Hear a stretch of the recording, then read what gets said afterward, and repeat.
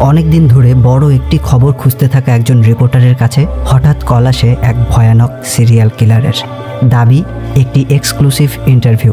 তবে এটি শুধুমাত্র ইন্টারভিউ নয়, এর সাথে জড়িয়ে আছে একজন মানুষের জীবন এবং মৃত্যু। তাদের হাড্ডাহাড্ডি লড়াইয়ে কে বেশি এগিয়ে থাকবে? রিপোর্টারের বাস্তবমুখী প্রশ্নের যুক্তিসঙ্গত উত্তর কি সেই সিরিয়াল কিলার দিতে পারবে? আর কেনই বা সিরিয়াল কিলার শুধু তাকেই ইন্টারভিউ দেবে? আজ কথা বলবো 2025 সালে মুক্তিপ্রাপ্ত south Korean thriller movie murderer report নিয়ে। টান উত্তেজনাতে ভরপুর এই মুভিতে রয়েছে বেশ কিছু টুইস্ট, যা তোমাদের অবশ্যই ভালো লাগবে। তো হ্যালো ফ্রেন্ডস, ওয়েলকাম টু ওর গল্প। গল্পের শুরুতেই একজন রিপোর্টার মেয়েকে দেখানো হয়। মেয়েটির নাম সানজু। সানজু তার বয়ফ্রেন্ড হানসাংয়ের সাথে একটি হোটেলে যাচ্ছে। তখন গাড়ির রেডিওতে নিউজ শুনে সে জানতে পারে দুপুরের পর ভারী বৃষ্টি হবে। সানজু হানসাংকে বলে ইরিন ছাতা নিয়ে বের হয়নি। ইরিন হলো সানজুর মেয়ে। হানসাং বলে ইরিন এখন যথেষ্ট বড় হয়েছে, সে যে কোনো সিচুয়েশন হ্যান্ডেল করতে পারবে। তবে সানজু বলে সে বেশ কিছুদিন যাবৎ ভালো নেই, কথা কম বলে, সব সময় উদাসীন থাকে। আমার সন্দেহ হওয়ায় আমি তার ব্যাগ চেক করেছিলাম, সেখানে আমি একটা রেজার ব্লেড খুঁজে পেয়েছিলাম। আমি খুবই চিন্তিত আছি তাকে নিয়ে। হানসাং বলে ঠিক আছে, আমি তার সাথে কথা বলে দেখব। সানজু বলে সে তোমাকে আমার থেকেও বেশি পছন্দ করে, তুমি কথা বললে হয়তো সে তোমার সাথে কিছু শেয়ার করতে পারে। তখন হানসাং বলে কিন্তু তুমি এখন ইরিনের কথা কেন ভাবছো? তুমি যে কাজটি এখন করতে যাচ্ছ তার জন্য কি তোমার ভয় হচ্ছে না? আসলে একজন সিরিয়াল কিলার সানজুকে কল করে তার পার্সোনাল ইন্টারভিউ নেওয়ার জন্য বলেছে। সানজু এখন সেই কিলারের সাথেই দেখা করতে একটি হোটেলে যাচ্ছে। হানসাং বলে তুমি বলেছো সেই কিলার 11 জনকে মার্ডার করেছে, তাতে কি তোমার একটুও ভয় হচ্ছে না?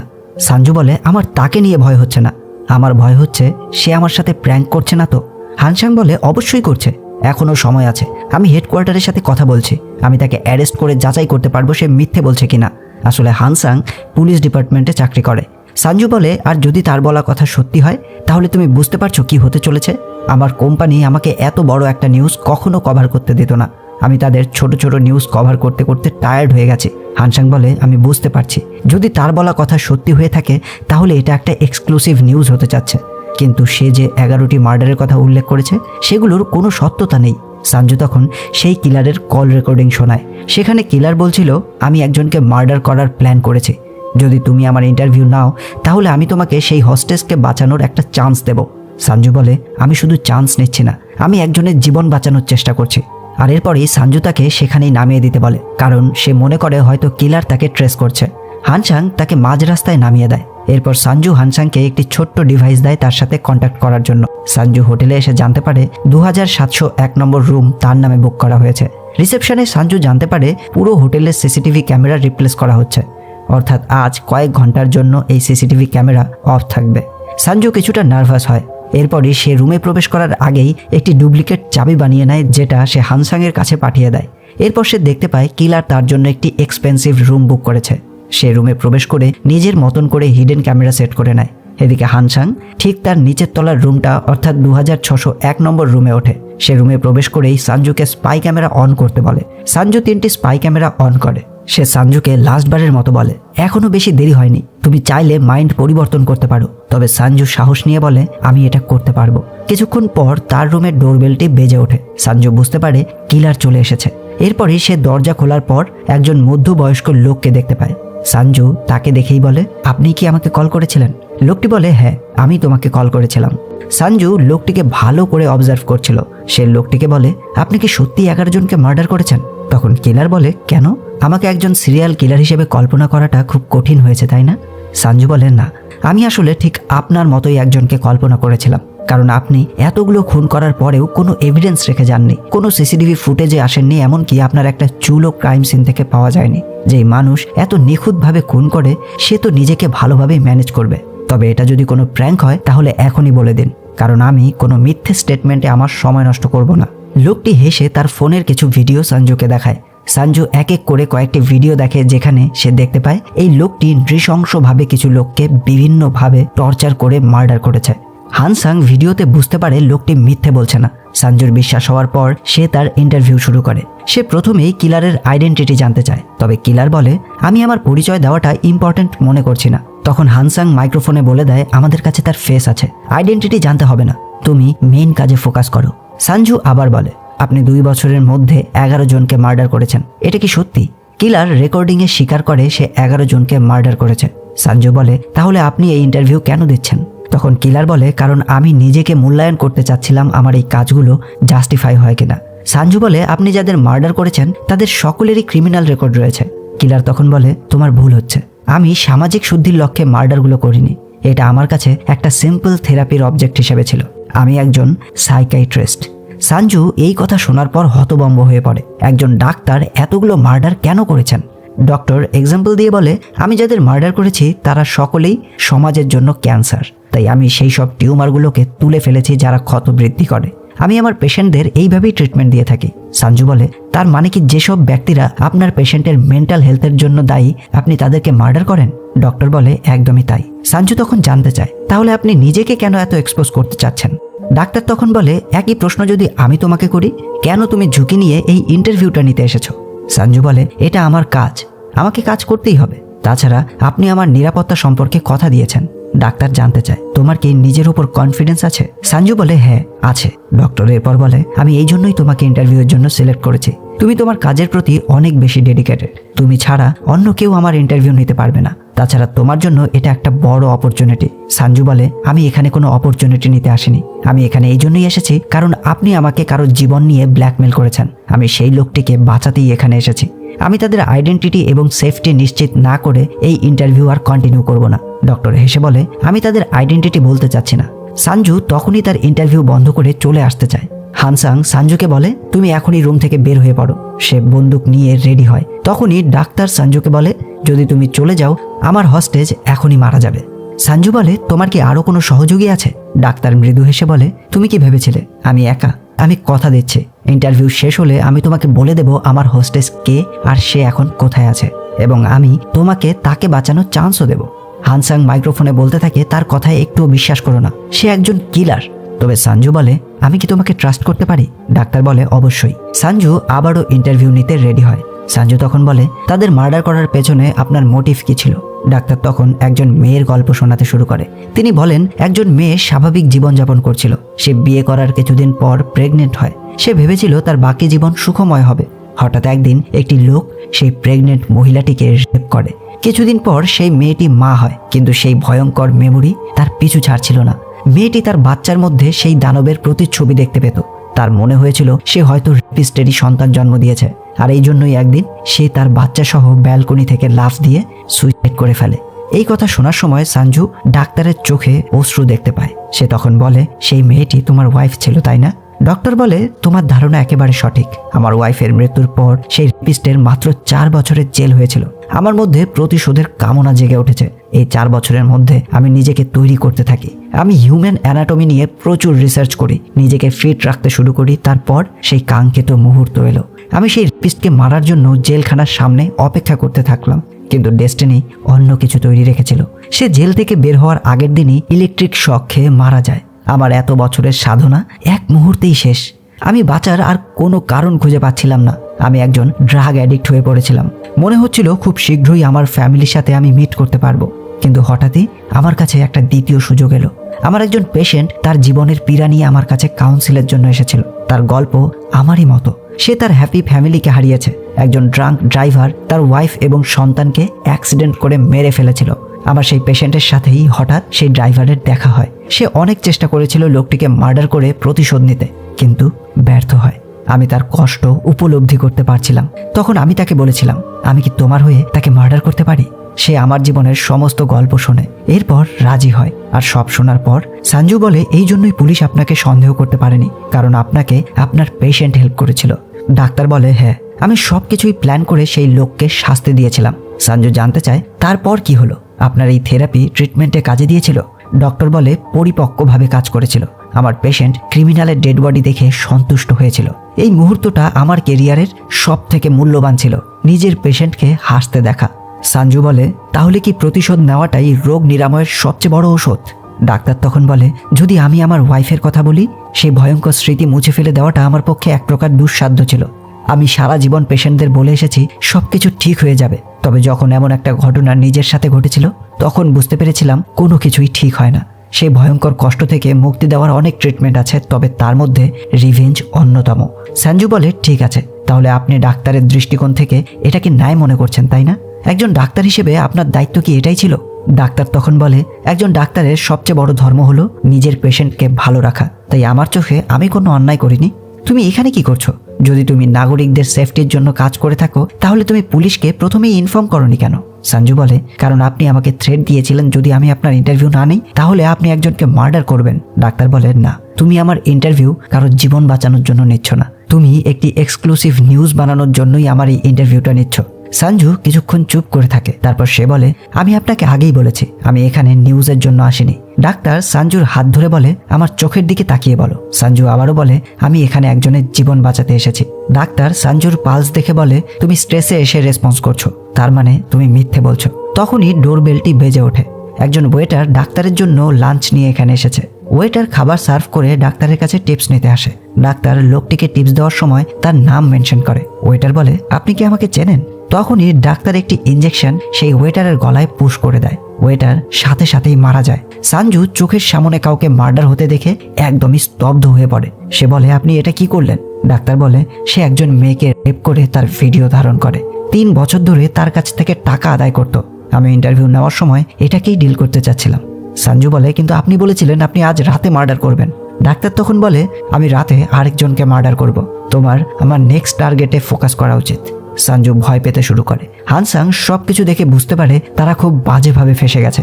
হানসাং সঞ্জুকে সাহস দিয়ে ইন্টারভিউটা কন্টিনিউ করতে বলে। সঞ্জু জানতে চায় প্রথম মার্ডারের পর সে আর কি করেছিল। ডাক্তার বলে, আমি তারপর থেকে এক এক করে পেশেন্টদের ট্রিটমেন্ট দিতে শুরু করি। আমি ভলেন্টিয়ার হিসেবে অনেক কাউন্সিল সেন্টারে সার্ভিস দিতে শুরু করি। আমি তাদের খুঁজে বের করি যাদের একান্তই আমার সাহায্যের প্রয়োজন ছিল। আমার প্রথম পেশেন্টের মতোই এরকম আরো অনেক পেশেন্ট ছিল যারা দ্বিতীয় কোনো ব্যক্তি দ্বারা কষ্ট পাচ্ছিল। আমি সেই ব্যক্তিদেরকে এক এক করে বিভিন্নভাবে হত্যা করি। সঞ্জু তখন জানতে চায়, আপনার এই মেথড কি ট্রিটমেন্টে কাজে দিয়েছিল? ডাক্তার বলে, পুরোপুরিভাবে। তারা সকলেই ডেড বডি দেখে সন্তুষ্ট হয়েছিল। ডাক্তার আরো বলে, তুমি কি গিল্টি অনুভব করছো? সঞ্জু বলে, আমি কেন গিল্ট অনুভব করব? ডাক্তার বলে, দেখো, আমি একজন ডাক্তার হিসেবে আমার ডিউটি পালন করেছি। সঞ্জু বলে, একদমই না, আপনার পেশেন্ট তারা অবশ্যই গিল্ট ফিল করে। ডাক্তার বলে, হ্যাঁ, কয়েকজন করেছিল, কিন্তু সেটা সার্জারির সাইড ইফেক্ট ছিল। আমি তাদের সাইড ইফেক্টেরও ট্রিটমেন্ট করিয়েছি। সঞ্জু তখন জানতে চায়, সেটা আপনি কি করে করেছেন? ডাক্তার বলে, আমি হিপনোটাইজ করতে জানি। হিপনোটাইজ থেরাপিউটিক ট্রিটমেন্টের একটা অংশ। আমাদের অবচেতন মনের অনেক সুপ্ত আকাঙ্ক্ষা, সত্তা এবং মিথ্যার আন্তরিকতা থাকে। হিপনোটাইজ সেগুলোকে সারাতে সাহায্য করে। তখন হানসাং সঞ্জুকে বলে, আমরা জানতে পেরেছি সে একজন সিরিয়াল কিলার। আমি এখনই তোমার রুমে আসছি। হানসাং একটা বন্দুক নিয়ে সঞ্জুর রুমে আসতে থাকে। ডক্টর তখন কেপ্রিও 24 নাম্বার মিউজিকটি প্লে করে আর বলে, আমার একজন পেশেন্ট এই মিউজিক ভীষণ পছন্দ করে। সে তার গ্র্যান্ডমার সাথে খুবই দরিদ্র জীবনযাপন করে। সে খুবই সুন্দর ভায়োলিন বাজায়, কিন্তু তার ক্লাসে একজন তাকে নিয়ে বুলি করে। সে 1 বছর ধরে আমার পেশেন্টকে হ্যারাস করেছে। হানসাং রুমের সামনে এসে সঞ্জুকে ইনফর্ম করে, কিন্তু তার সেই ডুপ্লিকেট চাবি কাজ করছিল না। তাই সে সঞ্জুকে ইন্টারভিউ আবার কন্টিনিউ করতে বলে। ডাক্তার বলে, যদি তোমার মেয়েকে কেউ প্রতিদিন বুলি করত, তার স্বপ্নকে নষ্ট করে দিত, সেক্ষেত্রে তুমি কি করতে? সঞ্জু বলে, আমিও তাকে পানিশমেন্ট দিতাম। ডাক্তার তখন বলে, এক্স্যাক্টলি, আমিও সেই মানুষকে পানিশমেন্ট দিতে যাচ্ছি। সঞ্জু বলে, কিন্তু যারা বুলি করেছে তারা এখনো স্কুলে পড়ে, অনেক ছোট। ডাক্তার তখন বলে, পরবর্তীতে তারাই মনস্টার হয়। তুমি কিউরিয়াস ছিলে না আমার পেশেন্টের হাতে কি হয়েছিল? তার হাতকে একটি রেজার ব্লেড দিয়ে বিকৃত করা হয়েছিল। সঞ্জু তখন সন্দেহ হতে শুরু করে, কারণ সে তার মেয়ের ব্যাগে একটা রেজার ব্লেড দেখেছিল। সঞ্জু ডাক্তারের কাছে জানতে চায় যে আপনার পেশেন্টকে বুলি করেছিল সে কি আমার মেয়ে ছিল? ডাক্তার হেসে বলে, না, তবে তুমি কি তোমার মেয়ের মধ্যে চেঞ্জেস দেখতে পাচ্ছ? ডাক্তার তখনই সঞ্জুকে হিপনোটাইজ করতে শুরু করে। সে জানতে চায় সঞ্জুর মেয়ের মধ্যে কি পরিবর্তন এসেছে। সঞ্জু পুরোপুরিভাবে হিপনোটাইজড হয়ে ডাক্তারের সমস্ত প্রশ্নের উত্তর দেয়। সে বলে, আমার মনে হয় সে আমার থেকে কিছু লুকোচ্ছে। ডাক্তার জিজ্ঞেস করে, এই পরিবর্তনের পেছনে কি কোনো কারণ রয়েছে? সঞ্জু জানায়, আমার হাজব্যান্ডের সাথে ডিভোর্স হয়েছে, আর সেই এক্স হাজব্যান্ড আমার মেয়ের কাস্টাডির জন্য ল ফাইল করেছে। তার ফিনান্সিয়াল অবস্থা আমার থেকে অনেক ভালো, তাই সে হয়তো তার বাবার সাথেই থাকতে চেয়েছিল। কিছুক্ষণ পর সঞ্জু তার সেন্সে ফিরে আসে। তখনই হানসাং তাকে বলে, সে হয়তো আমাদের প্ল্যানের ব্যাপারে জানতে পেরে গেছে। তোমাকে যেভাবেই হোক সেখান থেকে বের হতে হবে। আমি তোমাকে যে হাতিয়ারটা দিয়েছিলাম সেটার ব্যবহার করো। সঞ্জু তখন ওই কলমটি হাতে তুলে নিয়ে ডাক্তারের দিকে এগিয়ে আসে। সে ডাক্তারকে বলে, আপনি বলুন, আজ রাতে আপনি কাকে মার্ডার করতে যাচ্ছেন? ডাক্তার বলে, আমি ইন্টারভিউ শেষ হওয়ার পর জানিয়ে দেব। তবে সঞ্জু বলে, মানুষের জীবন নিয়ে খেলা বন্ধ করুন। ডাক্তার বলে, ঠিক আছে, তাহলে আমি সেটা একজন ডিটেকটিভকে জানাবো। আজ একজন ডিটেকটিভের সাথেও আমার অ্যাপয়েন্টমেন্ট আছে, সে নিচেই আছে, আর কিছুক্ষণ পরেই সে চলে আসবে। হানসাং সানজুকে বলে আমি এখনই ওপরে আসছি, কিন্তু সে দেখতে পায় তার দরজা বাইরে থেকে লক হয়ে আছে। ডাক্তার তখন সেই নিচের রুমে কল করে, আর হানসাংয়ের রুমে ফোনটা বেজে ওঠার পর সে যখনই ফোনটা রিসিভ করে ডাক্তার সেই কলটি কেটে দেয়। আসলে সে সানজুকে বুঝিয়ে দেয় যে সে তাদের প্ল্যান সম্পর্কে সবকিছু জানে। সে এটাও জানে যে সানজুর সাথে তার বয়ফ্রেন্ড অর্থাৎ একজন ডিটেকটিভ তাদের নিচের রুমেই রয়েছে। আর কিছুক্ষণ পরই হানসাং সেন্সলেস হয়ে পড়ে। আসলে ডাক্তার আগে থেকেই হানসাংয়ের রুমে একটি ডিভাইস রেখে দেয়, যার মাধ্যমেই এখন স্লিপিং গ্যাসের সাহায্যে হানসাং সেন্সলেস হয়ে পড়ে। ডাক্তার সানজুকে বলে তুমি কি তোমার বয়ফ্রেন্ড হানসাংয়ের জন্য অপেক্ষা করছো? তখনই সানজু সুযোগ বুঝে ডাক্তারকে অ্যাটাক করতে চায়, কিন্তু ডাক্তার সেটা আগেই বুঝে ফেলে তাকে আটকে দেয়। সে উল্টে সানজুকেই তার অস্ত্র দ্বারা অ্যাটাক করে। কিছুক্ষণের মধ্যেই সানজুর সেন্স ফিরে আসে, কিন্তু সে নিজের হাত পা বাঁধা দেখতে পায়। ডাক্তার তখন বলে তুমি আমাকে মিথ্যে বলেছিলে, কিন্তু আমিও তোমাকে একটা মিথ্যে কথা বলেছি। আমার এই ইন্টারভিউয়ের অন্য উদ্দেশ্য রয়েছে। প্রকৃতপক্ষে আমি তোমার ইন্টারভিউ নিতে চেয়েছিলাম। ভালো করে মনে করে দেখো, তুমি লাইফে কোনো ভুল করোনি তো?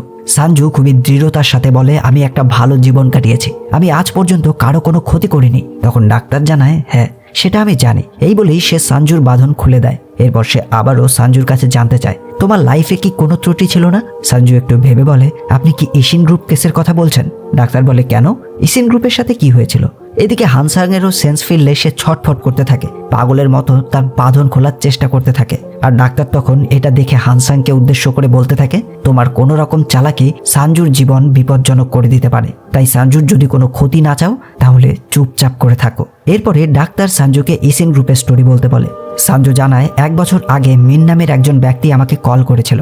সে ইশিন গ্রুপের টিম হেড ছিল। সে তার কোম্পানির খবর আমাকে দিতে চেয়েছিল। প্রায় 10 বছর আগে ইশিন গ্রুপের ব্যবস্থার অভাবের কারণে নদীতে বিপজ্জনক পদার্থ নিঃসরণ শুরু হয়। কোম্পানিটি বিষয়টিকে ধামাচাপা দেওয়ার জন্য প্রসিকিউশন এবং রাজনীতিবিদদের ঘুষ দিয়েছে, ফলে সেই এলাকার শিশুদের ক্যান্সারের হার বৃদ্ধি পাচ্ছিল। মিন এই ব্যাপারে পদক্ষেপ নিতে চাইছিল, আর এই জন্যই আমার সাথে যোগাযোগ করে। আমি আমার ইনভেস্টিগেশন শুরু করি এবং এর বিরুদ্ধে অনেক এভিডেন্স কালেক্ট করেছি, কিন্তু প্রেসের কাছে যাওয়ার আগেই আমার বাড়িতে সবকিছু চুরি হয়ে যায়। সেই রাতেই মিনের কার অ্যাক্সিডেন্টে মৃত্যু হয়। আমি জানি মিনের মৃত্যুর পেছনে একমাত্র ইশিন গ্রুপই দায়ী। আর এরপরে কেউ আমার নিউজ এজেন্সিতে কল করে জানিয়ে দেয় এই এভিডেন্স গায়েব হওয়ার পেছনে আমারই হাত রয়েছে, আর এই জন্যই আমার নিউজ এজেন্সি থেকে আমাকে ডিমোশনও করে দেওয়া হয়। ডাক্তার জিজ্ঞেস করে তাহলে তুমি কি নিজেকে নির্দোষ বলছো? সানজু বলে হ্যাঁ। ডাক্তার তখন বলে তাহলে নিজের মেয়ের নামে শপথ করে বলো তো তুমি নির্দোষ।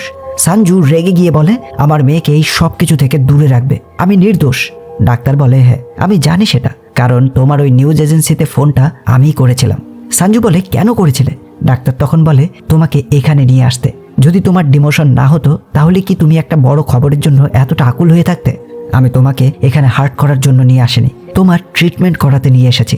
সানজু শুনে অবাক হয়। ডক্টর দেখতে পায় হানসাং এখনো পালানোর চেষ্টা করে যাচ্ছে। ডাক্তার তাকে থ্রেট দিয়ে বলে আমি চাইলে তোমাকে সারা জীবনের জন্য মুক্তি দিতে পারি। সানজু বলে হানসাংয়ের কোনো দোষ নেই, আমি একাই সবকিছু প্ল্যান করেছিলাম। আমি তাকে ভালোবাসি, তাই জন্যই সে আমাকে হেল্প করতে চেয়েছিল। এই সব কিছুর পেছনে তার কোনো দোষ নেই।